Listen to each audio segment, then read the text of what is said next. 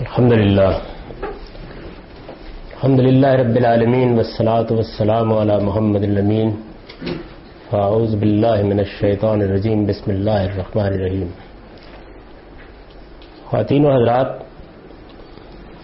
سورہ شورى کی آیت میں ان اقیم الدین کا صحیح مفہوم کیا ہے، اس پر ہم نے کچھ ابتدائی گفتگو پچھلی مجلس میں کی تھی. یہ چونکہ زبان اور بالخصوص اس میں ایک خاص فعل کے استعمال کا مسئلہ ہے، اس لیے مجھے احساس ہے کہ پچھلی نشست میں بحث کچھ تھوڑی سی فنی ہو گئی. میں یہ کوشش کروں گا کہ اس کو نسبتاً سہل طریقے سے اس دفعہ واضح کرنے کی کوشش کروں. عربی زبان میں جب کوئی فعل استعمال ہوتا ہے تو ایک تو اس کا مدعا ہے، جیسے یہاں پہ فعل اقامت استعمال ہوا ہے، یعنی ان اقیم الدین. یہ فعل اقامہ یقیم اقامہ ہے. سادہ لفظوں میں جیسے ہمارے اردو مترجمین نے اس کا مدعا بیان کیا ہے، قائم کرو یا قائم رکھو. اور میں نے یہ عرض کیا تھا کہ سید ابواللہ صاحب مودودی نے اسی مفہوم کو لے کر اپنے فکر کی عمارت تعمیر کی ہے. تو پہلی چیز جو اس معاملے میں جاننے کی ہے وہ یہ ہے کہ خود عربی زبان میں اس فعل کا استعمال جب کیا جاتا ہے تو یہ استعمال یا تو اپنے کسی متعلق کے ساتھ ہوگا یا نہیں ہوگا. میں اس کو سادگی سے آپ کو سمجھاتا ہوں.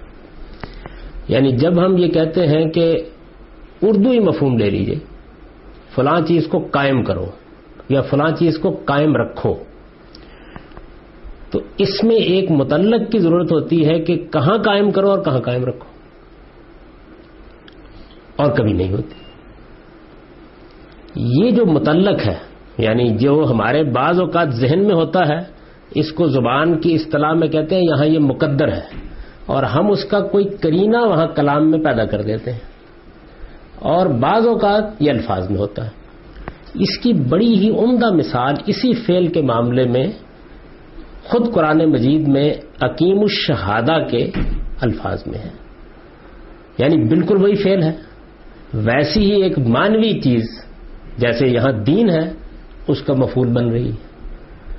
اور میاں بیوی کے تعلقات کے معاملے میں اللہ تعالی ہدایت فرما رہے ہیں. اقیم الشہادہ، گواہی کو قائم رکھو، یا اقیم حدود اللہ، اللہ کے حدود کو قائم رکھو.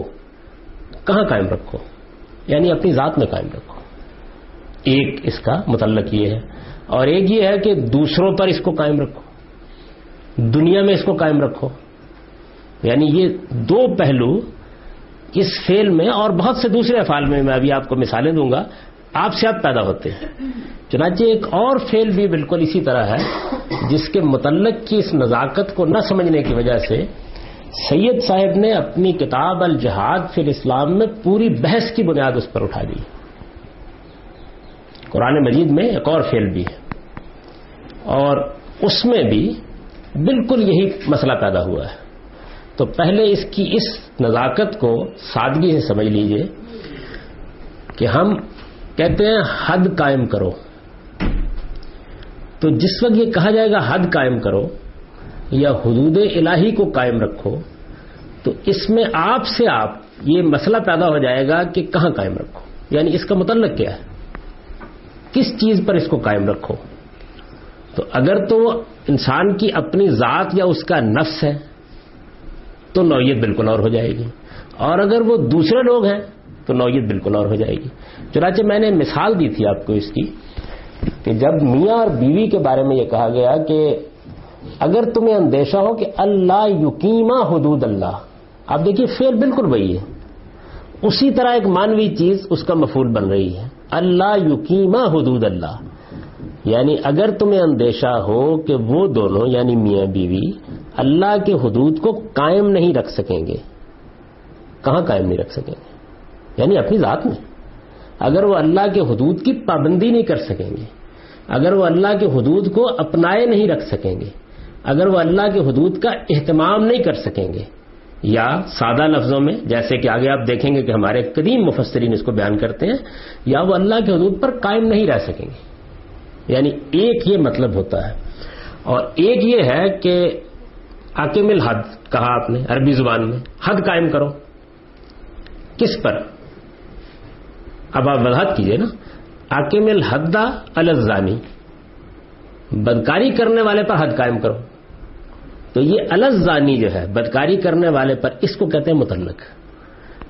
اگر آپ کسی فعل کو نفس سے باہر لے جانا چاہتے ہیں، یعنی انسان کی ذات سے باہر لے جانا چاہتے ہیں، تو یا اس کا متعلق جملے میں موجود ہونا چاہیے، یا آپ کے ذہن میں ہونا چاہیے، اور اس کا قرینہ کلام میں ہونا چاہیے. یعنی یہ سادہ اصول ہے جس کو سمجھ لیں، اور دنیا کی ہر زبان میں ایسی ہوتا ہے. تو عربی زبان میں جب یہ کہا جائے گا کہ اقم الحد، تو اس میں دو احتمالات ہیں. یعنی اس حد کا آپ خود اہتمام کریں، یا آپ اس حد کو دوسرے پر قائم کر دیں. اللہ کی ایک حد ہے، اللہ کا ایک قانون ہے، اللہ کا ایک ضابطہ ہے، آپ خود اس کی پابندی کریں. اس کے لیے بھی یہ لفظ بولا جائے گا، دوسرے پر قائم کر دیں. تو جب اس میں دوسرے پر قائم کر دے کا مدعا ادا کرنا ہوگا، تو دو میں سے ایک چیز کی ضرورت ہوگی. یعنی یا یہ کہا گئے گا اقم الحد علی الزانی، اقم الحد علی الناس، اقم الحد علی المجرم، یعنی کچھ کہیں گے نا آپ، اور یا کلام میں وہ چیز موجود ہوگی. مثلا کلام میں ہونے کی کیا صورت ہے؟ وہاں لفظ میں نہیں ہوگی. مثلا یہ مجرم کو اب لا کر ہم نے کٹارے میں کھڑا کر دیا، حد قائم کرو. یہاں دیکھیے آگے نہیں ہے، لیکن قرینہ کلام بتا رہا ہے کہ یہاں اس کو باہر جانا ہے. تو میں نے جو بات وہاں کہی تھی وہ اگرچہ ذرا فنی زبان میں ہے، وہ یہ تھی کہ بھائی اگر اس کو اس مطلب کے لیے استعمال ہونا ہے جو سید صاحب اس سے لے رہے ہیں، تو یا اس کا یہ متعلق جملے میں موجود ہونا چاہیے یا مقدر ہونا چاہیے. یعنی اگر میں سادگی سے اب بات اپنی واضح کر سکا ہوں تو یہ صورت. اگر یہ بات واضح ہو گئی ہے تو اب میں آپ کو بتاتا ہوں. دیکھیں بالکل ٹھیک یہی جگہ ہے جہاں سے سید صاحب نے غلطی کھائی ہے. وہ کہتے ہیں اس فقرے کا ترجمہ، یہ تفہیم القرآن ہے، اس میں جو انہوں نے آگے بحث کی ہوئی ہے وہ میں نے پچھلی دفعہ پیش کر دی تھی. اس سے متصل اوپر جہاں سے وہ شروع کرتے ہیں بات، یہ پیرا ہے. اس فقرے کا ترجمہ شاہ ولی اللہ صاحب نے قائم کنے دین را کیا ہے. آپ خیال کر رہے ہوں کہ میں اس ایک فعل کے استعمال پر اتنی دراز نفسی سے کیوں کام لے رہا ہوں. اس کی وجہ یہ ہے کہ اس کی بنیاد پر ایک پوری تعبیر کھڑی ہوئی ہے، اس کو بہت اچھی طرح سے واضح ہو جانا چاہیے. اس فقرے کا ترجمہ شاہ ولی اللہ صاحب نے قائم کنے دین را کیا ہے، ان کا فارسی ترجمہ ہے. اور شاہ رفیع الدین صاحب اور شاہ عبد القادر صاحب نے قائم رکھو دین کو. یہ دونوں بزرگ ہیں، شاہ ولی اللہ صاحب اور ان کے صاحبزادوں میں شاہ رفیع الدین صاحب اور شاہ عبد القادر صاحب. یعنی یہ اس میں کوئی شبہ ہی نہیں کہ بہت بڑے اور بڑے جید علماء ہیں. سید صاحب نے اگر بنیاد رکھی ہے تو اردو مترجمین کی حد تک کمزور نہیں ہے. لیکن آگے دیکھیے یہ دونوں ترجمے درست ہیں، یعنی انہوں نے ترجمہ نقل کیا. اب ظاہر ہے کہ وہاں مترجم وضاحت تو نہیں کر رہا نا، اس نے تو ترجمہ کر دیا، ان کا ترجمہ ہی ہے. اگر آپ اب بھی نکال کے دیکھیں گے تو اس میں آگے کوئی تفصیلی نوٹ نہیں ہے. یہ دونوں ترجمے درست ہیں. اقامت کے معنی قائم کرنے کے بھی ہیں اور قائم رکھنے کے بھی. اور انبیاء علیہم السلام ان دونوں ہی کاموں پر مامور تھے. ان کا پہلا فرض یہ تھا، اب دیکھیے وہ متعلق آ گیا، ان کا پہلا فرض یہ تھا کہ جہاں یہ دین قائم نہیں ہے وہاں سے قائم کریں. اور دوسرا فرض یہ تھا کہ جہاں یہ قائم ہو جائے یا پہلے سے قائم ہو وہاں اسے قائم رکھیں. ظاہر ہے کہ قائم رکھنے کی نوبت آتی ہی اس وقت ہے جب ایک چیز قائم ہو چکی ہو، ورنہ پہلے اسے قائم کرنا ہوگا، پھر یہ کوشش مسلسل جاری رکھنے پڑے گی کہ وہ قائم رہے. یعنی انہوں نے متعلق کو لے کر جہاں کے لفظ سے ادا، جہاں یہ قائم ہو جائے اس کو بیان کر دیا. اصل غلطی یہ، یعنی اس فعل میں اس کی گنجائش نہیں ہے. یہ فعل جب استعمال ہوگا تو اگر یہ جہاں کا مدعا اس کے اندر داخل کرنا ہے تو جیسے کہ میں نے عرض کیا کہ دو میں سے ایک کام کرنا ہوگا. یا تو اس میں الفاظ آ جائیں گے، مثلا انا اقیم الدین علی الناس، یہ آ جانے چاہیے تھے. اور یا اس کو کلام میں کہیں ہونا چاہیے، جیسے میں نے آپ کو مثال دی، دونوں ہی نہیں. تو اس وجہ سے فعل بالکل ٹھیک اس مفہوم میں استعمال ہوا ہے جیسے ہم کہتے ہیں کہ اپنی ذات میں اس کو قائم رکھو. چنانچہ میں نے اس کی مثال دی تھی پچھلی دفعہ، اور یہ بتایا تھا کہ ہمارے جو قدیم مفسرین ہیں وہ بالکل ٹھیک اسی طریقے سے اس کو سمجھتے ہیں. اور خود مولانا نے بھی جب یہ مسئلہ ابھی اس طریقے سے سامنے نہیں آیا تھا اور وہ تفہیم القرآن ابتداً لکھ رہے تھے، تو حتیٰ تقیم التورات والانجیل میں بالکل یہی مدعا بیان کیا. یعنی وہاں انہوں نے اس کو متعلق نہیں کیا لوگوں سے یا جہاں سے متعلق نہیں کیا، بلکہ یہ کہا کہ اس کو اپنا دستور زندگی بنائیں، یعنی اس کو اپنی زندگی میں اختیار کریں. تو حکیم الدین کا مطلب یہ ہوگا کہ دین کو اپنی زندگی میں اختیار کرو، دین کو اپنی زندگی میں اپناؤ، دین کو پورے اہتمام کے ساتھ اپنی زندگی میں برقرار رکھو. یعنی یہ معنی ہے اس کے. یہی معنی بغیر کسی استثناء کے پچھلے 14 صدیوں میں ان سے پہلے ہر صاحب علم نے لیے، یعنی اس میں کوئی اختلاف نہیں. اس کی وجہ یہ ہے کہ اس کی گنجائش نہیں. یعنی یہ فعل جس طریقے سے استعمال ہوا ہے، اگر اس کو ان کے معنی میں مان لیا جائے تو پھر اقیم الصلاۃ کا مطلب ہے کہ جہاں نماز قائم نہیں ہے وہاں اسے قائم کر دو لوگوں کے اوپر، اور جہاں لوگ اسے قائم کیے ہوئے ہیں وہاں قائم رکھو.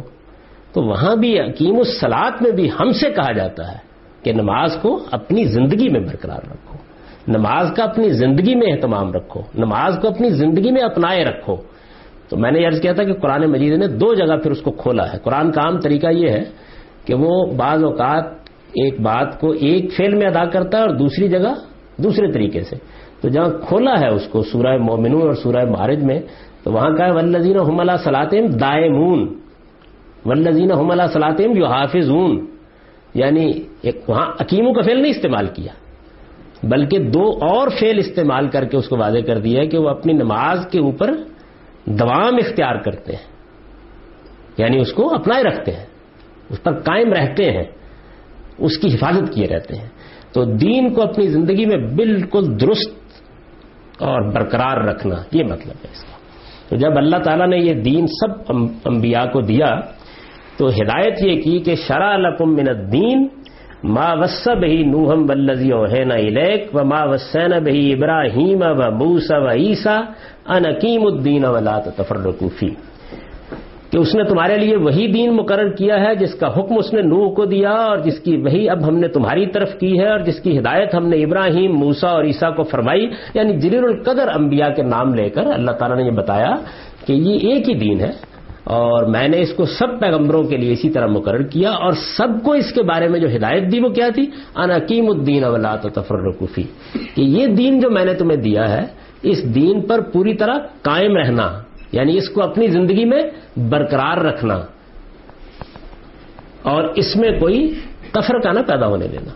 یعنی مطلب یہ ہے کہ اس دین کی ایک چیز کو چھوڑ کر دوسری کو اپنانے کا طریقہ نہ اختیار کرنا، وہی درست رکھنا، برقرار رکھنا.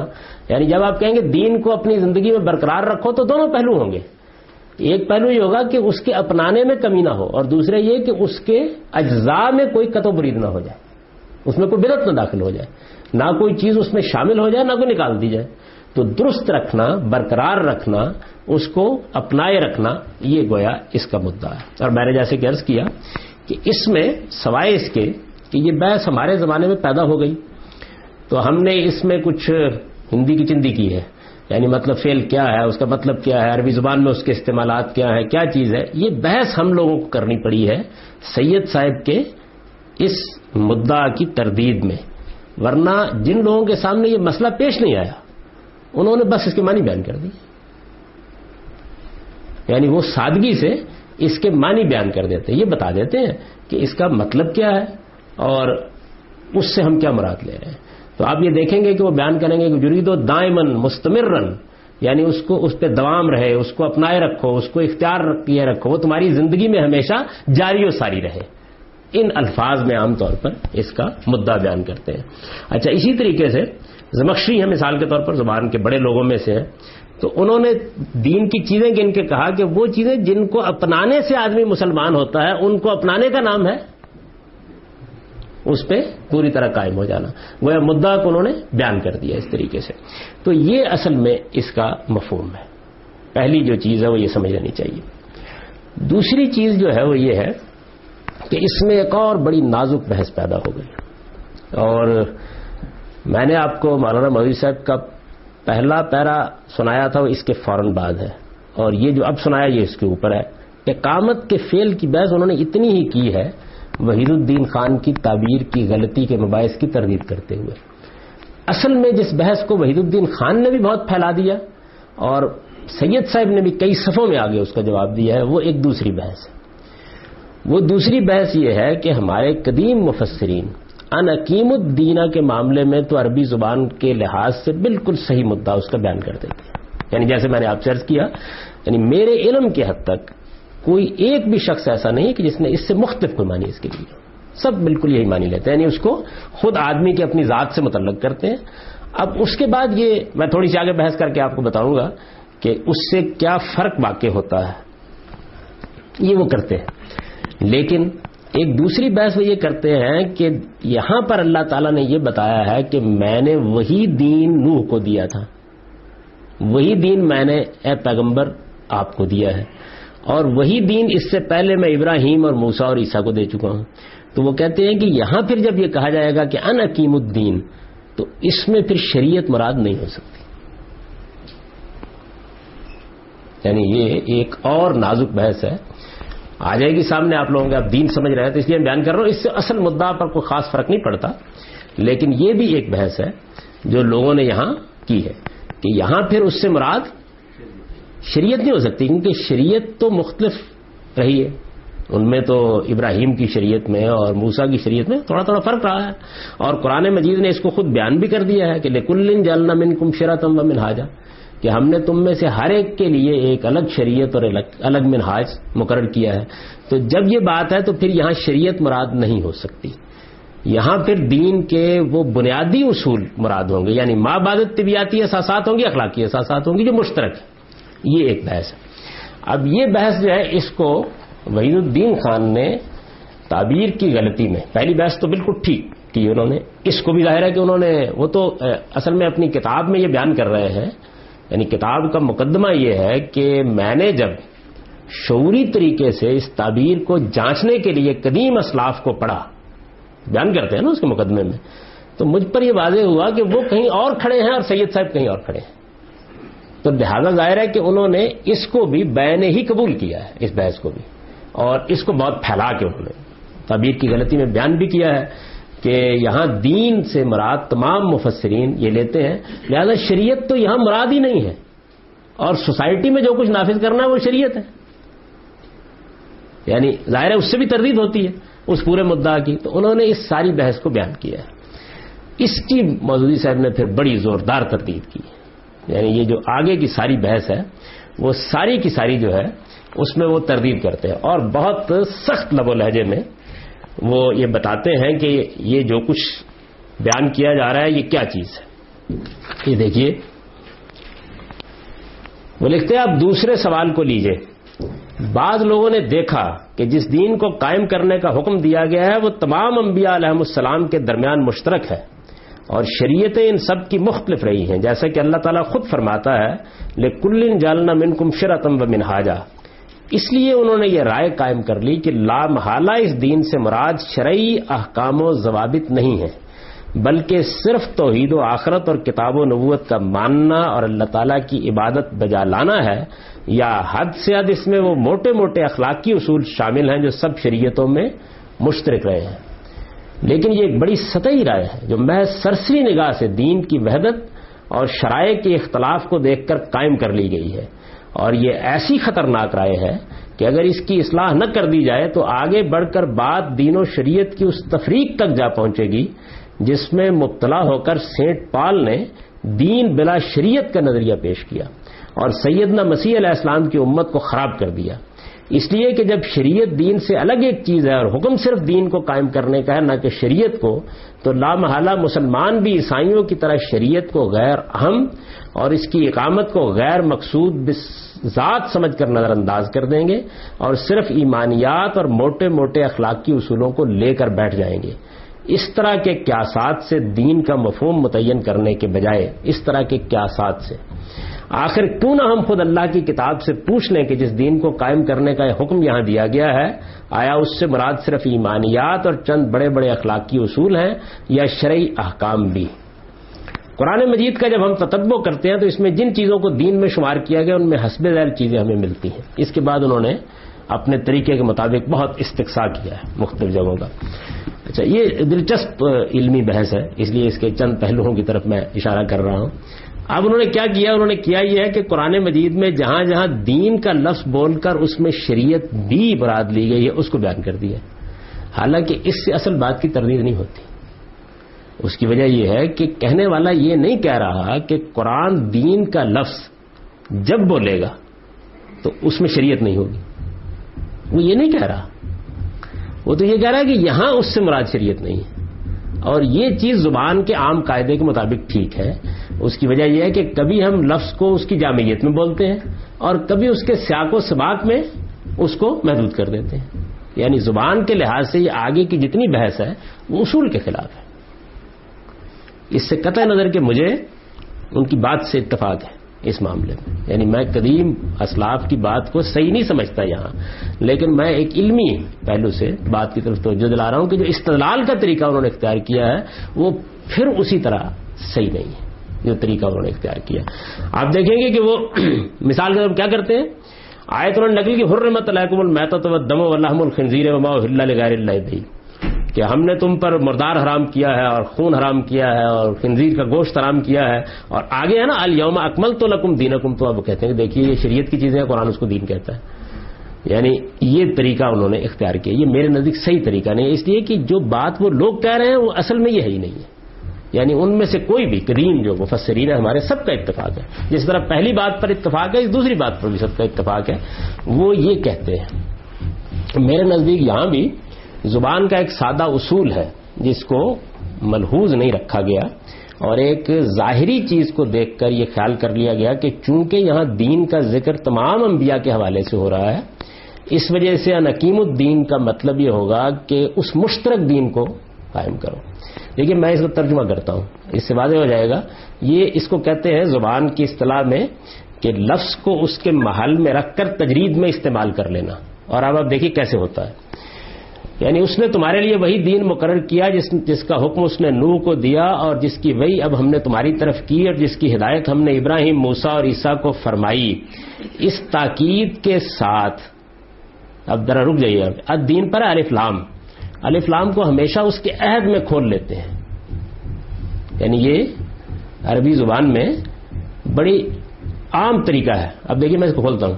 اس تاکید کے ساتھ کہ جو دین بھی میں نے تمہیں دیا ہے اسے اپنی زندگی میں قائم رکھو. یعنی اس میں ضرورت نہیں ہے اس کی. یعنی جب دین موسیٰ کو دیا گیا تو ان سے کہا گیا کہ جو دین میں نے تمہیں دیا ہے اسے قائم رکھو. یہ جو اوپر کہا گیا ہے کہ میں نے ایک ہی دین دیا تو اس کا مطلب کیا ہے؟ اس کا مطلب اصل میں یہ ہے کہ اصول کے لحاظ سے ایک ہی دین دیا. یعنی وہ شریعت کا مطلب یہ نہیں ہے کہ اس میں کوئی جوہری فرق واقع ہو گیا ہے، وہ احکام کا تنوع ہے. تو اوپر جو بات چل رہی ہے وہ یہ ہے کہ میں نے وہی دین تمہیں دیا ہے، وہی نوح کو دیا ہے، وہی ابراہیم، موسیٰ اور عیسیٰ کو دیا ہے. دین ایک ہی ہے. ہم بھی یہ کہتے ہیں نا کہ خدا کا دین ہمیشہ ایک ہی رہا ہے. یعنی دین جو ہے وہ اپنے اصل میں اپنے اصول میں بالکل ایک ہی ہے. تو اوپر کی بات بھی ٹھیک ہے. اور جب اس کے بعد یہ کہا کہ میں نے یہ ہدایت ان کو کی کہ جو دین میں نے تمہیں دیا ہے، یعنی جو اس کی میں نے تفصیلات بیان کی ہیں، جو بھی شریعت حدود سب اس میں شامل ہیں، ان کو اپنی زندگی میں قائم رکھو. تو اس لیے میرے نزدیک دوسری بحث کی تو ضرورت نہیں ہے. یعنی دوسری بحث اگر نہ کی جائے تب بھی مدعا بالکل واضح ہے. اصل مسئلہ انقیم الدین کا ہے. یعنی دین کو اپنی زندگی میں جاری و ساری رکھو، اس پر قائم رہو، اس کو اپنائے رکھو. یہ ہدایت دی گئی ہے. اس وجہ سے دیکھیے میں نے اس میں جو جملہ لکھا ہے وہ یہ ہے، قرآن اسے دین کہتا ہے اور اس کے بارے میں انہیں ہدایت کرتا ہے کہ وہ اسے بالکل درست اور اپنی زندگی میں پوری طرح برقرار رکھے. یعنی یہ ہے اصل میں اس کا ظرف کہاں قائم رکھنا ہے. اپنی زندگی میں پوری طرح برقرار رکھے اور اس میں کوئی تفرقہ پیدا نہ کرے. یہ درست رکھنے کا جو پہلو ہے نا اس کی تاکید کر دی ہے. مطلب یہ ہے کہ یہ نہیں کہ دین کا ایک حصہ چھوڑ دیا اور ایک کو اپنا لیا. یہی ہدایت بالکل دوسرے اسلوب میں قرآن میں ایک اور جگہ، یہ تسموا بحبل اللہ جمیعا ولا تفرقوا. یعنی اللہ کی رسی کو قرآن کے بارے میں کہا ہے مضبوطی کے ساتھ پکڑے رکھو، یہ بالکل ایسی ہدایت ہے، اللہ کی رسی کو مضبوطی کے ساتھ پکڑے رکھو، یعنی مضبوطی کے ساتھ پکڑے رکھنے کا کیا مطلب ہے؟ اس کو اپنائے رکھو، اس کو اختیار کیے رکھو۔ اب اگر یہ مدعا لے لیا جائے تو جو بات مولانا مودودی صاحب اقامت کے لفظ سے نکال رہے ہیں وہ تو نہیں نکلتی، لیکن وہ اب آگے ایک اور بحث شروع کر دیتے ہیں۔ وہ بحث یہ شروع کر دیتے ہیں کہ دیکھیے دین میں تو مجرموں کی سزاؤں کے احکام بھی ہے، دین میں تو سیاست کے احکام بھی ہیں، تو پھر ان کا کیا ہوگا؟ حالانکہ یہ بڑا سادہ مسئلہ ہے کہ جب آپ کو کہا گیا کہ آپ دین کو اپنی زندگی میں اختیار کریں تو بھئی اب دین کا کنٹینٹ کیا ہے، یہ بحث بات کی ہے۔ اگر اس دین میں کوئی حکم میری ذات کے لیے ہے تو اس کو اپناؤں گا، اگر کوئی حکم میرے بچوں کے لیے ہے تو اس کو اختیار کروں گا، اگر کوئی حکم دنیا کے لیے ہے تو اس کو اختیار کروں گا۔ اچھا، اور وہ جو حکم ہوگا ظاہر ہے اپنے شرائط اور حدود کے ساتھ ہوگا، اور اگر یہ سارے ہی احکام اس میں نہ ہوں، یعنی مثال کے طور پر دین میں کوئی حکم بھی سوسائٹی سے متعلق نہ ہوتا تو تب بھی اس فعل کا استعمال بالکل ٹھیک ہے۔ یعنی اگر مثال کے طور پر دین صرف سچ بولنے کا نام ہو تو تب بھی ٹھیک ہے، اور اگر دین کے اندر تھوڑی دیر کے لیے انہی کا مدعا مان لیجئے، ایک جگہ یہ بھی قرآن میں لکھا ہوا ہو کہ اس کو پوری دنیا میں قائم کر دو تو تب بھی ٹھیک۔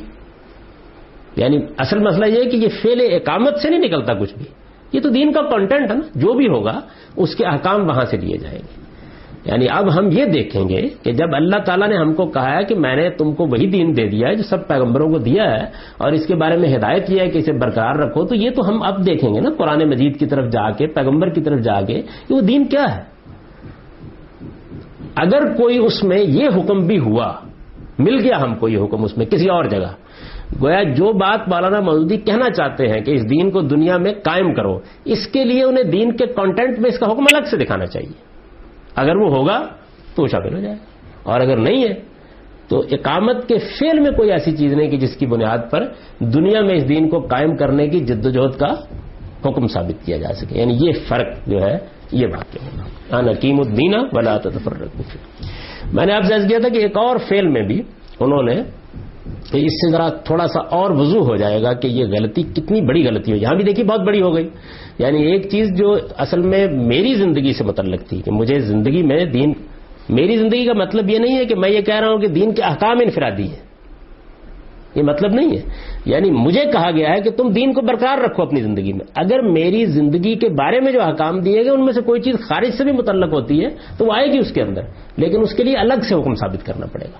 یعنی دین کے کنٹینٹ میں بتانا پڑے گا کہ کوئی حکم موجود ہے، نہیں ہوگا تو ٹھیک ہے، اگر دین میں 2 اخلاقی احکام ہے تو دین اتنا ہی ہوگا، اور اس ہدایت کا منشا، مدعا اور مقصد پورا ہو جائے گا۔ مثلا دین میں اگر 2 باتیں ہیں کہ نماز پڑھو اور روزہ رکھو، میں نے نماز پڑھ لی، روزہ رکھ لیا، تو ان حکیم الدین کا مدعا ادا ہو گیا۔ لیکن اگر اس کے علاوہ بھی احکام موجود ہیں تو ثابت کر دیجئے، پھر ظاہر ہے کہ اگر وہ میری ذات سے متعلق ہوں گے تو پھر اس حکم کے اندر آئیں گے۔ کیسے؟ اس بنیاد پر نہیں کہ یہ فعل اقامت میں شامل ہے، اس بنیاد پر وہ دین میں شامل ہے۔ یعنی یہ گویا بات۔ اچھا، اب دیکھیے یہ متعلق کا معاملہ جو ہے، جو میں نے کوشش کی کہ سادہ کر دوں اس بات کو، یہ ایک اور جگہ بھی اسی طرح ہے۔ قرآن مجید کی سورہ آل عمران میں اللہ تعالیٰ نے یہ فرمایا ہے کہ کنتم خیر امۃ اخرجت للناس تأمرون بالمعروف وتنہون عن المنکر وتؤمنون باللہ۔ یعنی تم ایک بہترین گروہ ہو، بہترین جماعت ہو، صحابہ سے کہا گیا ہے، جسے لوگوں پر دین کی گواہی دینے کے لیے اٹھایا گیا ہے۔ اب آگے کیا ہے؟ آگے یہ ہے تم بھلائی کی تلقین کرتے ہو یا بھلائی کا حکم دیتے ہو اور برائی سے روکتے ہو۔ اس میں بھی وہی مسئلہ ہے، یعنی تم آپس میں ایک دوسرے کو بھلائی کا حکم دیتے ہو اور برائی سے روکتے ہو، ایک مدعا یہ ہے، اور ایک مدعا یہ ہے کہ تم دوسری قوموں اور دوسرے لوگوں کو بھلائی کا حکم دیتے ہو اور برائی سے روکتے ہو۔ سید صاحب نے دوسرا مطلب لیا اور مصلحانہ جہاد کی بنیاد اس آیت کو قرار دیا کہ کیونکہ ہم کو قرآن مجید میں یہ حکم دیا گیا ہے کہ ہم لوگوں کو بھلائی کا حکم دیں اور برائی سے روکیں، اس کے لیے ہم جہاد کرتے ہیں۔ تو انہوں نے تعبیر اختیار کی کہ جہاد کی 2 قسمیں ہیں، مدافعانہ جہاد اور مصلحانہ جہاد۔ مدافعانہ جہاد تو واضح ہے، یعنی کوئی حملہ کر دے تو آپ اس کا جواب دیتے ہیں. مصلحانہ جہاد کیا ہے؟ معروف کو قائم کرنے اور منکر سے لوگوں کو روکنے کے لیے جہاد کرنا، اسی آیت سے لیا. حالانکہ وہاں بھی اس کا یہ مطلب نہیں ہے. اچھا، یہ بات کہ فعل بعض اوقات اپنے متعلق کو اگر غلط متعین کر دے تو کہاں پہنچ جاتا ہے. اسی کی ایک مثال سورہ حدید کی وہ آیت ہے جس میں کہا گیا نا کہ اللہ وہ ہے کہ جس نے یہ قرآن یعنی حق و باطل کی میزان نازل کی لیقوم الناس بالقسط. اب دیکھیے، تاکہ لوگ ٹھیک انصاف پر قائم ہو جائیں، تاکہ لوگ ٹھیک انصاف پر قائم ہو جائیں. اس میں یہ بحث پیدا ہوتی ہے کہ کس معاملے میں. تو سید صاحب نے اس کے معنی یہ لیے تاکہ لوگ دنیا میں انصاف پر قائم ہو جائیں، کسی پر ظلم نہ کریں. تو ظاہر ہے کہ ان کی تعبیر ثابت ہوتی ہے نا پھر اس سے. یعنی یہ قرآن اس لیے نازل کیا گیا ہے تاکہ اس کو لے کر تم لوگوں کے اندر اس کا نظام قائم کرو اور اس کا نتیجہ یہ نکلے کہ لوگ ٹھیک انصاف پر قائم ہو جائیں.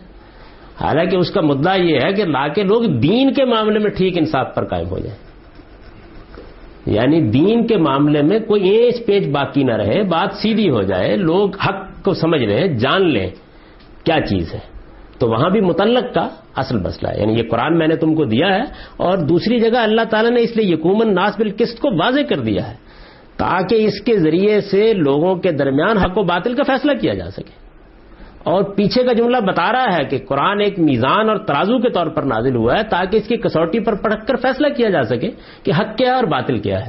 یعنی جو یقوم الناس بالقسط ہے اس کا مطلب وہ نہیں ہے جو اردو میں ہم سمجھتے ہیں. اس کا مطلب یہ ہے کہ دین کے معاملے میں جو ظالین اور مغضوب علیہم نے بے اعتدالیاں پیدا کر رکھی ہیں وہ ختم ہو جائیں ساری کی ساری، اور آدمی ٹھیک جگہ پر آ کر کھڑا ہو جائے. تو یہ مختلف مقامات ہیں جن مقامات میں بالکل اسی طرح ہوا ہے کہ فعل کا جو متعلق ہے اس کو غلط متعین کر دینے یا نہ ہوتے ہوئے اس کو مان لینے کے نتیجے میں مدعا بالکل دوسرا ہو جاتا ہے.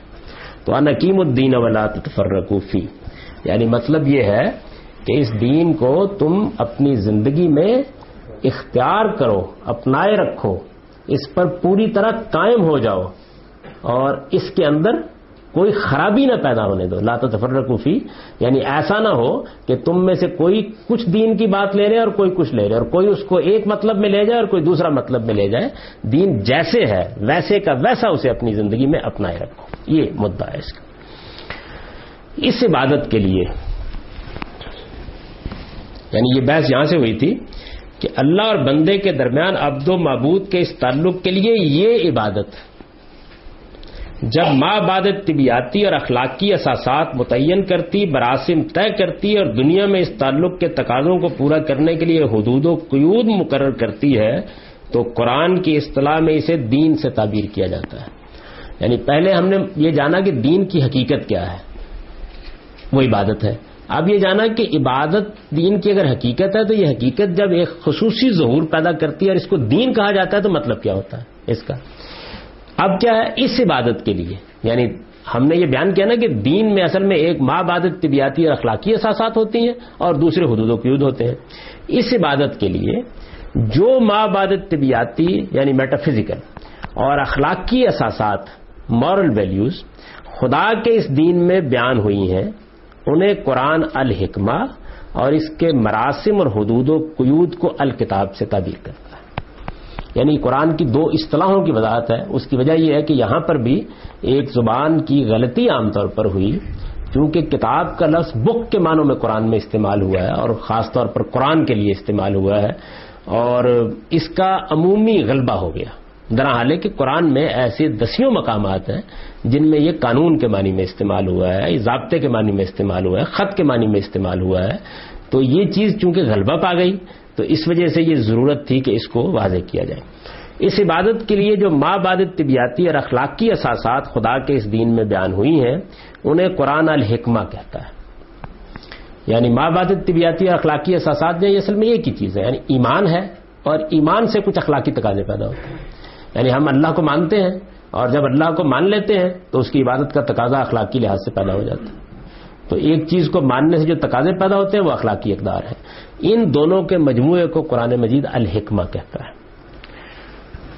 اس عبادت کے لیے جو مابعد طبیعتی اور اخلاقی اساسات خدا کے اس دین میں بیان ہوئی ہیں انہیں قرآن الحکمہ اور اس کے مراسم اور حدود و قیود، یعنی جہاں آگے قانون ضابطے بیان ہونے شروع ہو جاتے ہیں، خواہ وہ اتنا سا ضابطہ ہی کیوں نہ ہو کہ نماز پڑھنے کے لیے 3 رکعتیں، تو ایک بن گئی نا، رسم بن گئی، متعین ہو گئی، حد بن گئی. تو جب یہ قانون کی صورت اختیار کرتا ہے تو اس کو الکتاب کہتا ہے قرآن مجید. یہ بات قرآن مجید نے کئی اسالیب میں واضح کی ہے. یعنی قرآن کا جو طریقہ ہے عام طور پر وہ یہ ہے کہ جب وہ کسی چیز کو بیان کرتا ہے تو چونکہ یہ تو نہیں ہے کہ وہ وہاں پہ اس کی ڈیفینیشن بیان کرے گا، وہ اس کو پھر مختلف جگہوں پر استعمال کرے گا تاکہ یہ بات واضح ہو جائے. مثلا آپ یہ آگے کی آیات میں دیکھیں گے کہ نبی صلی اللہ علیہ وسلم کے تقرر کو بیان کرتے ہوئے کہ آپ اصل میں دین دینے کے لیے آئے ہیں، وہاں قرآن مجید نے بیان کیا نا، آیات کی تلاوت کرتے ہیں اور ان کا تزکیہ کرتے ہیں اور اس کے لیے انہیں قرآن اور کتاب اور حکمت کی تعلیم دیتے ہیں، یہ وہاں بیان کیا ہے. تو آپ یہ دیکھیں کہ یہ بات وہاں پر تزکیہ اور تلاوت آیات بیان ہوئی ہے، مقصد بھی بیان ہوا ہے اور وہ بھی، کیونکہ یہ اصل کانٹینٹ نہیں ہے دین کا، تو یہاں اس کو نکال دیا، یعنی تاکہ وہ بات واضح ہو جائے کہ اصل یہ ہے. وَأَنزَلَ اللَّهُ عَلَيْكَ الْكِتَابَ وَالْحِكْمَةَ، اور اللہ نے تم پر الکتاب اور الحکمہ نازل فرمائی. وَأَنزَلَ اللَّهُ عَلَيْكَ الْكِتَابَ وَالْحِكْمَةَ، یعنی 2 ہی چیزیں رہ گئیں. وَعَلَّمَكُم مَّا لَمْ تَكُن تَعْلَمُ، یہ دیکھیے پھر یہ وہی بیان اور تفسیر کی واو، تیسری چیز نہیں ہے. اور اس طرح تمہیں وہ چیز سکھائی جس سے تم واقف نہ تھے. یہ اس قدیم عربی کے مسائل ہیں. یعنی ایک ہی جملے کے اندر ایک واو جمع کے لیے استعمال ہو گئی اور ایک تفصیل اور تبیین کے لیے استعمال ہو گئی.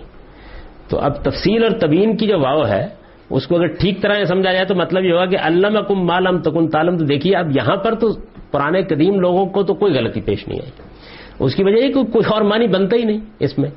لیکن اسی سے بریلوی حضرات نے ایک پورا کا پورا مدعا بیان کیا کہ جو چیزیں حضور نہیں جانتے تھے وہ سب اللہ نے سکھا دی، یہاں تک کہ دنیا کے مکھی اور مچھر کی تعداد بھی بتا دی.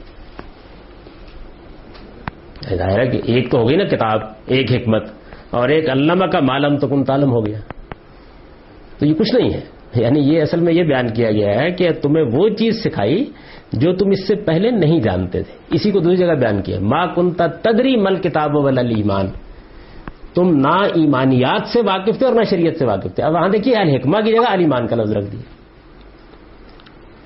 یعنی دوسری جگہ ما کنت تدری مل کتاب ولا الایمان، وہاں اس کی جگہ کہنا جائے ما کنت تدری مل حکمہ، یہاں کہا ہے کہ حکمت اور کتاب دی اور یہ تم پہلے نہیں جانتے تھے.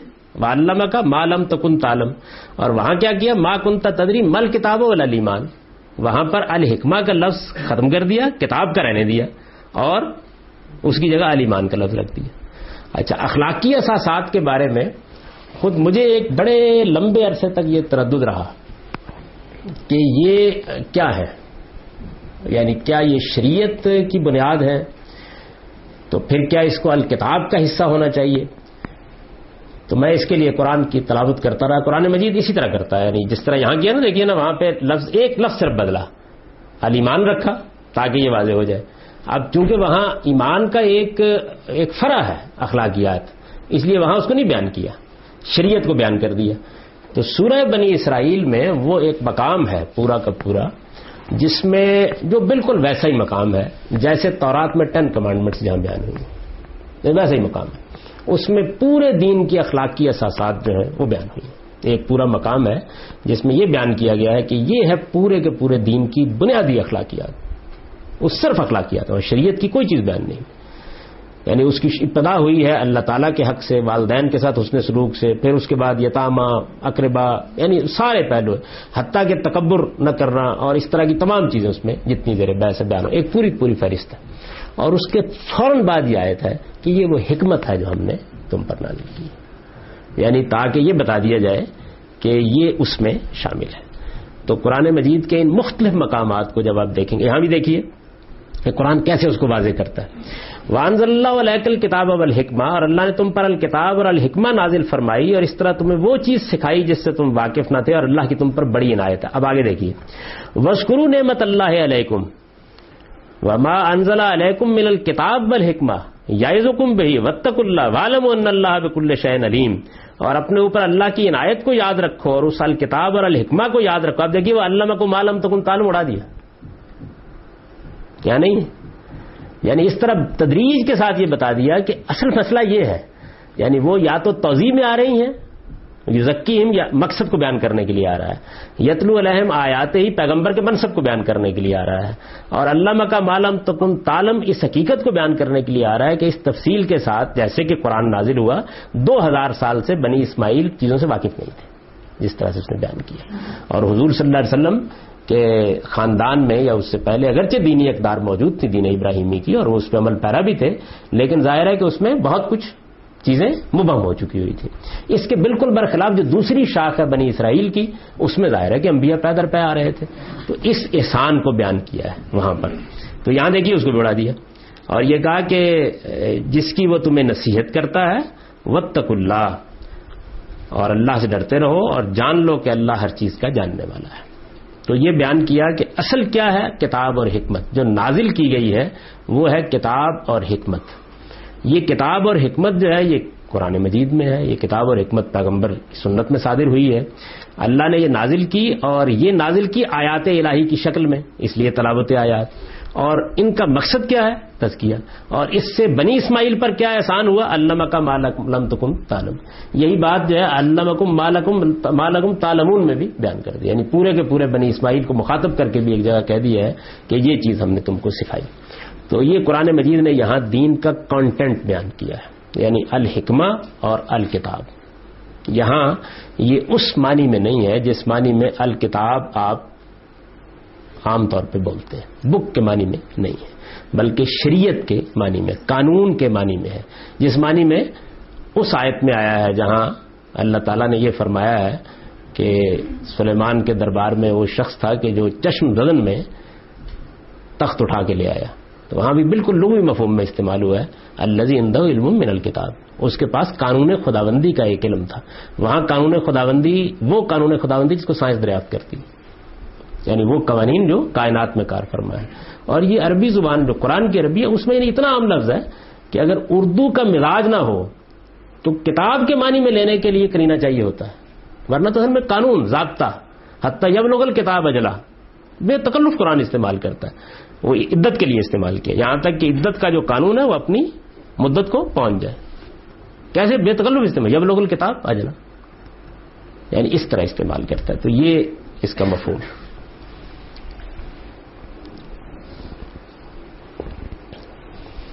تو قرآن مجید کے یہ مقامات ہیں، یعنی یہ دونوں مقامات جن میں قرآن مجید نے ان دونوں چیزوں کو بالکل متعین کر دیا ہے کہ اصل یہی ہے۔ اچھا، پھر اس کے بعد ما کنت تدری مل کتاب ولا ایمان میں اس کی وضاحت، پھر سورہ بنی اسرائیل میں اخلاقیات کے آخر میں یہ کہنا کہ یہ وہ حکمت ہے جو ہم نے تم پر نازل کی ہے۔ تو یہ سارے مقامات جو ان کو جب آپ تدبر کے ساتھ پڑھتے ہیں تو جو میں نے یہاں نتیجہ نکالا ہے واضح ہو جاتا ہے، لیکن چونکہ یہ ایک ذرا لطیف چیز ہے اس وجہ سے ظاہر ہے کہ اس کو سمجھنے میں تھوڑے تردد کی نوعیت ہو سکتی ہے، اگر کوئی بحث ہوئی تو انشاءاللہ اس کو کر لیں گے۔ اس الکتاب کو وہ شریعت بھی کہتا ہے، یعنی یہ جو الکتاب کا لفظ استعمال کیا قانون کے معنی میں، تو اس کو قرآن مجید شریعت بھی کہتا ہے، یعنی شریعت بھی گویا ایک دوسری اصطلاح ہے۔ ثم جعلناک علی شریعۃ من الامر فاتبعها ولا تتبع اهواء الذین لا یعلمون، پھر ہم نے تم کو دین کے معاملے میں ایک واضح شریعت پر قائم کیا ہے، یہاں پر یہ لفظ استعمال کیا ہے قانون کے لیے، اس لیے تم اسی کی پیروی کرو اور ان کی خواہشوں کے پیچھے نہ چلو جو علم نہیں رکھتے۔ الحکمہ ہمیشہ سے ایک ہی ہے۔ الحکمہ کیا ہے؟ ایمانیات اور اخلاقیات۔ ظاہر ہے اس میں تو ایسا نہیں ہو سکتا کہ ایک شریعت میں جھوٹ بولنا ٹھیک ہو اور دوسرے میں، وہ ہمیشہ سے ایک ہی ہے۔ لیکن شریعت انسانی تمدن میں ارتقاء اور تغیر کے باعث البتہ بہت کچھ مختلف رہی ہے، یعنی شریعت جو ہے اس میں کچھ تو احکام وہ ہوتے ہیں جو اخلاقی اصولوں پر مبنی ہوتے ہیں، اور کچھ احکام وہ ہوتے ہیں کہ جو تمدن کے لحاظ سے تبدیل کرنا ناگزیر ہو جاتے ہیں۔ یعنی آپ اس کو ایسے سمجھیں کہ یہ بات تو کہی جا سکتی ہے اصول میں کہ حکومت لوگوں کی رائے سے قائم کی جائے، لیکن یہ بات کہ رائے کیسے لی جائے اس کے لیے ایک قاعدہ نہیں دیا جا سکتا، کیونکہ یہ تو تبدیل ہوتا رہے گا، وقت کے ساتھ تبدیل ہوتا رہے گا۔ تو تمام پیغمبروں کے ہاں اس طرح کی چیزوں میں تھوڑی تھوڑی تبدیلی، بہت معمولی درجے کے تغیرات ہیں ان کے حالات کے لحاظ سے جو اللہ کرتے رہے ہیں، اس کو انہوں نے کہ یہ ہم نے کیا ہے، اس کو بیان کر دیے. لِكُلٍّ جَعَلْنَا مِنْكُمْ شِرْعَةً وَمِنْهَاجًا وَلَوْ شَاءَ اللَّهُ لَجَعَلَكُمْ أُمَّةً وَاحِدَةً. تم میں سے ہر ایک کے لیے ہم نے ایک الگ شرع و منہاج مقرر کیا ہے. یہاں نکرہ استعمال ہوا ہے نا. اور اللہ چاہتا تو تم سب کو ایک ہی امت بنا دیتا. یعنی اگر اللہ چاہتا تو ایک قانون اور ایک شریعت دے دیتا, لیکن اس کی حکمت تمدنی حالات کے لحاظ سے اس کی متقاضی ہوئی کہ وہ اس میں فرق کرے. اچھا, اب یہ دیکھیے قرآن مجید نے اس بات کو کہ وہ کتاب کو قانون کے معنی میں استعمال کر رہا ہے اور حکمت کا مدعا ایمانیات, اخلاقیات اور اس طرح کی چیزیں ہیں, اس کو ایک اور اسلوب سے واضح کیا ہے. اور مجھے چونکہ اس کو یہاں نقل کرنا تھا دین کی تاریخ کے معاملے میں, تو وہ بھی میں نے آیت نقل کر دی ہے. الہامی لٹریچر کا مطالعہ کرنے سے معلوم ہوتا ہے, یعنی اب ظاہر ہے کہ اگر دین کا کنٹینٹ دو حصوں پر مشتمل ہے, ایمانیات اور اخلاقیات ایک, اور دوسرے شریعت اور قانون, تو الہامی لٹریچر کا مطالعہ کرنے سے معلوم ہوتا ہے کہ تورات میں زیادہ تر شریعت اور انجیل میں حکمت بیان ہوئی ہے. یہ جو آدمی تورات کو کھول کے پڑھے گا اور انجیل کو, یعنی اس کو جاننے کے لیے کسی بحث کی ضرورت نہیں. انجیل بالکل خالی ہے کم و بیش شریعت سے, یعنی کوئی حکم بھی نیا نہیں ہے اس کے اندر, بلکہ ہر جگہ یہ کہا گیا ہے کہ میں تو جو تورات کی شریعت ہے اس کو پورا کرنے کے لیے آیا ہوں. اور اس کی حکمت انہوں نے واضح کیا ہے, یعنی ایمان کیا ہے, ایمان کے تقاضے کیا ہیں, خدا کے ساتھ تعلق کیا ہے, شریعت کیا چیز ہے, یعنی شریعت کی حقیقت کیا ہے. اس حقیقت کو نظر انداز کر کے اگر تم اس کو پڑھو گے تو وہ کسی دور مقام پر تم کو لے جائے گی. میں نے کچھ حصے اس کے پیش کیے تھے ابتدا میں, یاد ہوگا آپ کو, انجیل کے, اور یہ بتایا تھا کس خوبی کے ساتھ پہاڑی کا آواز میں سیدنا مسیح علیہ السلام نے شریعت کی حقیقت کی طرف توجہ دلائی ہے. تو وہ انہوں نے بیان کیا. اور تورات آپ کتاب استثناء ہے اصل میں. تورات آپ بائبل کا کوئی مجموعہ لیں اور کتاب استثناء کو پڑھ ڈالیں, یعنی وہ قانون سے شروع ہوتی ہے, قانون پر ختم ہو جاتی ہے. قانون ہی قانون ہے, درمیان میں کچھ 2 4 5 فکرے آ جاتے ہیں کہیں کہیں کہ جن میں کچھ اصولی باتیں کہیں, ورنہ ساری کی ساری قانون ہے. اور لفظ تورات جو ہے اس کے معنی بھی یہی ہے, یعنی جیسے انجیل کا مطلب بشارت ہے, اسی طرح تورات جو ہے وہ اصلاً قانون اور شریعتی کے لیے استعمال ہوتا ہے.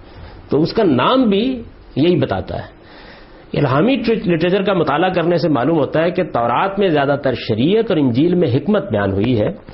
زبور اسی حکمت کی تمہید میں خداوند عالم کی تمجید کا مضمور ہے. زبور جو ہے وہ بے مثل دعائیں ہیں, اور اس میں گویا یوں سمجھ لیجئے کہ جیسے اس حکمت کے لیے ایک بندہ ہاتھ اٹھا کر کھڑا ہو گیا ہے. سیدنا داؤد علیہ السلام کے مضامیر ہیں, اور قرآن ان دونوں کے لیے ایک جامع شاہپارہ ادب کی حیثیت سے نازل ہوا ہے. اب یہ جو بار بار قرآن کہتا ہے نا کہ ہم نے تمہیں کتاب اور حکمت دی ہے, یا یہ کہتا ہے کہ یہ پیغمبر آیا ہے اور یہ اللہ کی آیات تلاوت کرتا ہے اور ان کو کتاب اور حکمت کی تعلیم دیتا ہے, تو اس کی وجہ اصل میں یہ ہے کہ وہ ساری تاریخ کی طرف اشارہ کر رہا ہوتا ہے کہ ہم نے جب دین دیا تو تورات میں شریعت دی, حکمت کو جو انسانی فطرت میں اس کی اساسات ان پر چھوڑ دیا گیا, اس کو بیان نہیں کیا گیا. بہت کم چیزیں ہیں جو اس میں بیان ہوئی ہیں تورات کے اندر اس نوعیت کی. یعنی اس وقت یہ معلوم ہوتا ہے کہ انسانی فطرت میں اللہ پر ایمان, ظاہر ہے کہ وہ تو شریعت دیتے ہوئے بھی زیر بحث آئے گا, لیکن وہ اپنے پورے مقتضیات کے ساتھ زیر بحث نہیں آتا. اوصاف اور صفات کے پہلو سے کوئی اس پر بحث نہیں ہے. اسی طرح اخلاقی معاملات بھی واضح ہیں, اور یہی معاملہ جو ہے وہ عبادات اور اس طرح کی بنیادی چیزوں کا ہے. تو تورات میں زیادہ تر قانون بیان ہوا ہے اور قانون ہی سے وہ بھری ہوئی ہے. اور پھر اس کے بعد انجیل میں آ کر یہ معلوم ہوا کہ قانون نے تو لوگوں کو بالکل یبوست زدہ کر دیا, وہ چھلکے ہی کو اکھاڑ کر پھینک رہے ہیں, ان کے اندر دین کی روح ختم ہوتی چلی جا رہی ہے. ایمان کی حقیقت یہ بے معنی ہو گئی ہے, اور قانون اور ضابطے کی منہ شگافیاں جیسے ہماری امت میں بھی ہو گئی ہیں, یہ چیز ہو گئی ہے. تو سیدنا مسیح علیہ السلام نے پھر وہ منادی کی ہے حکمت کی, یعنی کیا کہنے ہیں اس کے. آپ پڑھیں کبھی انجیل کو, حالانکہ وہ ظاہر ہے کہ اس صورت میں نہیں ہے, اس کو راویوں نے بیان کیا ہے, اس کی نوعیت بالکل وہی بن گئی جو ہمارے یہاں حدیث کی نوعیت ہے, لیکن آدمی کا ایمان زندہ ہو جاتا ہے. بالکل ایسی اعلیٰ چیز ہے, ایسی خوبصورت چیز ہے. تو یہ قرآن دو ہوا. اب ظاہر ہے کہ رسول اللہ صلی اللہ علیہ وسلم کے ساتھ کیا ہوا ہے, قرآن کے ساتھ یہ ہوا ہے کہ دونوں کو جمع کر دیا گیا, یعنی قانون اور حکمت دونوں جمع کیے گئے ہیں. تو گویا یوں سمجھ لیجئے کہ وہ جامع ہے. اسی کو بیان کیا دوسری جگہ کہ یہ کتاب مہیمن علیہ نازل ہوئی ہے, یعنی جو پہلے سے کتاب کے نازل کرنے کا سلسلہ جاری تھا اس نے اس کو سمیٹ لیا ہے. اس کے اندر قانون بھی آ گیا ہے, اس کے اندر حکمت بھی آ گئی ہے. الہامی لٹریچر کا مطالعہ کرنے سے معلوم ہوتا ہے کہ تورات میں زیادہ تر شریعت اور انجیل میں حکمت بیان ہوئی ہے. زبور اسی حکمت کی تمہید میں خداوند عالم کی تمجید کا مضمور ہے, اور قرآن ان دونوں کے لیے ایک جامع شہپارہ ادب کی حیثیت سے نازل ہوا ہے. یعنی اس میں حکمت بھی ہے اور شریعت بھی. بقرہ اور نساء کی جو آیات اوپر نقل ہوئی ہیں ان میں قرآن سے متعلق یہ حقیقت نہایت واضح الفاظ میں بیان ہوئی ہے. وہ نساء کی اور بقرہ کی آیات پیچھے نقل ہو چکی ہیں جس میں کہا گیا نا وانزل اللہ علیک الکتاب والحکمہ وعلمک ما لم تکن تعلم اور واذکروا نعمت اللہ علیکم وما انزل علیکم من الکتاب والحکمہ یعظکم بہ. تورات و انجیل کے بارے میں اللہ تعالیٰ نے سیدنا مسیح علیہ السلام کے ساتھ قیامت میں اپنا ایک مکالمہ نقل کرتے ہوئے فرمایا ہے وَإِذَا عَلَّمْتُكَ الْكِتَابَ وَالْحِكْمَةَ وَالتَّوْرَاةَ وَالْإِنجِيلَ. یعنی یہ پھر وہی خوبصورت واو ہے, ایک میں جمع کر رہی ہے دوسرے میں تفسیر کر رہی ہے. اور جب میں نے تمہیں شریعت اور حکمت یعنی تورات اور انجیل کی تعلیم دی, مطلب 4 چیزیں بن جائیں گی نا. یعنی میں نے تمہیں کتاب دی, حکمت دی, تورات دی, یہ نہیں ہے تمہیں کتاب اور حکمت یعنی تورات اور انجیل دی. تو یہ بالکل لف و نشر مرتب ہے. میں نے اس وقت مثال دی تھی نا اس کی, لف و نشر مرتب کا طریقہ اختیار کیا. یعنی پہلے 2 چیزیں بیان کی, کتاب اور حکمت دی, پھر اس کے بعد کتاب کیا ہے تورات, حکمت کیا ہے انجیل, اس کو اسی ترتیب سے بیان کر دیا. تو جب اس طریقے سے ترتیب سے بیان کریں تو گویا مرتب لف و نشر کے طریقے کا اسلوب ہو جاتا ہے. جناب تو اب کس وقت آنا ہے؟ مغرب 7:30 اور واپسی 7:45.